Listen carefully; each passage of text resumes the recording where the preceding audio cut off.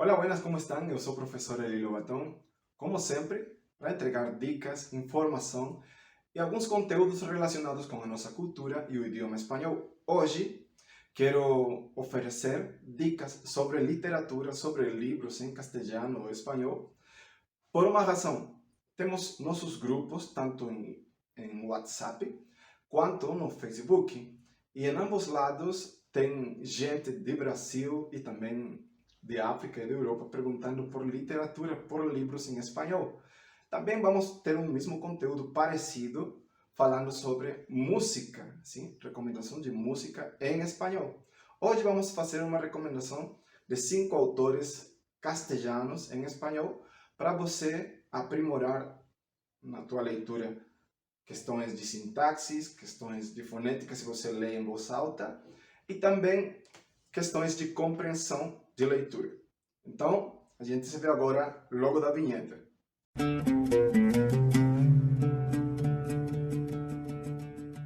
Muito bem.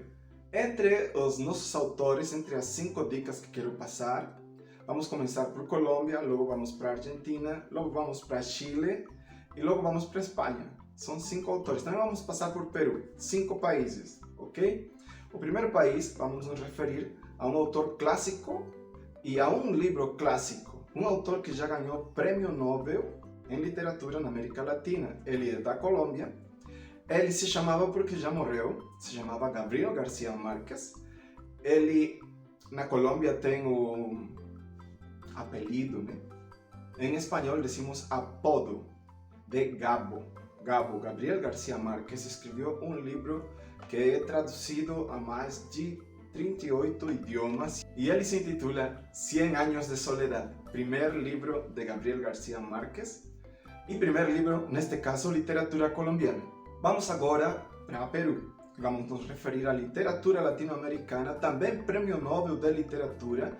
Ele se chama, porque está vivo ainda, ele se chama Mario Vargas Llosa. E Mario Vargas Llosa tem um livro intitulado La Ciudad y los Perros. É um tipo de literatura que provavelmente quando você comece a ler, além de compreender o espanhol, vai perceber que teu cérebro vai conectar as histórias e a narrativa com as tuas experiências na escola. Porque a história de La Ciudad y los Perros é a história de um jovem estudante de uma escola militar, de uma escola de colégio, mas com formato militar. Tanto faz escola de formato militar ou escola normal, sempre em todas as escolas acontecem experiências sociais parecidas, né? É como que uma escola de supervivência, existe bullying, existe exclusão, grupos, discriminação, isso é parte da experiência humana. Então, La Ciudad y los Perros é um tipo de literatura que o brasileiro urgentemente precisa ler. Vamos para Chile e quero indicar agora a filha de um ex-presidente chileno. Ela nasceu em Lima, em Peru, mas ela é reconhecida como autora chilena e ela se chama Isabel Allende. Isabel Allende escreveu um livro no qual retrata uma família, na maioria mulheres, retrata a vida, o sentir e a experiência dessas mulheres numa época escura de violência e ditadura em Chile. Se chama La Casa de los Espíritos. Uma narrativa onde todas as mulheres têm nomes luminosos como sol, luz, nieve, coisas pelo estilo. Mas os nomes também têm a ver com a forma de ser e o temperamento das mulheres. Assim que indicadíssimo La Casa de los Espíritos. Aliás, você vai descobrir neste tipo de leitura a idiosincrasia chilena e também a experiência social do chileno em meio da violenta ditadura no país austral. Vamos 3, certo? Faltam 2. Então, antes de partir para a Espanha, eu quero me ir para a Argentina. E na Argentina, quero indicar para você a um escritor, pensador, jornalista, filósofo e mestre da narrativa. E ele se chamava, porque também morreu lá nos anos 80, se chamava Jorge Luis Borges. E Jorge Luis Borges é fantástico porque ele é um dos pioneiros da da narrativa mágica, que também é a herança de García Márquez. Forma mágica de conectar personagens com seus micro-universos.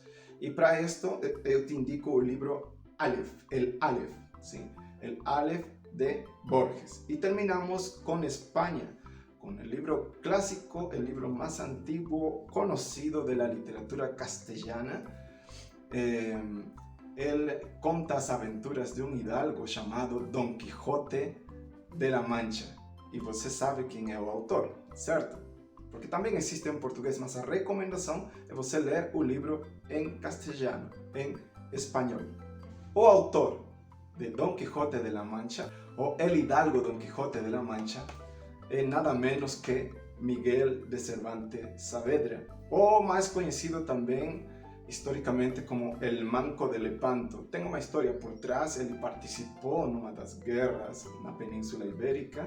Na verdade, foi a lutar, não na Península Ibérica, ele foi lutar na guerra lá na Itália.